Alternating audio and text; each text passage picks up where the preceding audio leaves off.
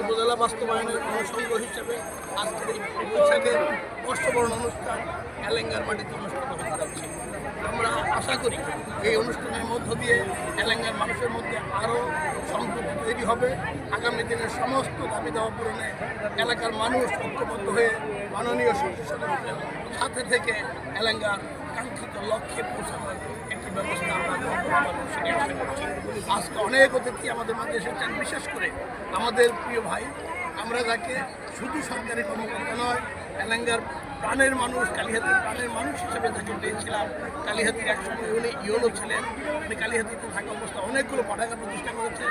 এলেঙ্গার পাঠাগারও তিনি প্রতিষ্ঠা করে দিয়েছেন। সেই পাঠাগারের হাত ধরে আজকে বর্ষবরণ অনুষ্ঠান অনুষ্ঠিত হচ্ছে।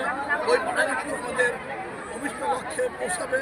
পাঠাগারের নেতৃত্বে এলাকার মানুষ পড়াশোনা করবে, কালচার, সমস্ত কালচারের বহিঃপ্রকাশ ঘটবে এবং তার চর্চা হবে, সেটি আশা করি।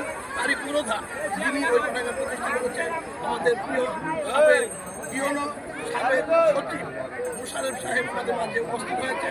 আমরা কৃতজ্ঞ হয়ে তাকে মনে রাখবো সারা জীবন এবং তার কাছে আমরা ঋণী হয়ে থাকবো। আগামী দিনে তার দেখানোর পথে আমরা হাঁটবো এবং সমস্ত মানুষকে কৃষ্টি কালচারের মধ্য দিয়ে গড়ে তুলবো, এই আশাবাদী ব্যক্ত করছি। প্রতিষ্ঠাতা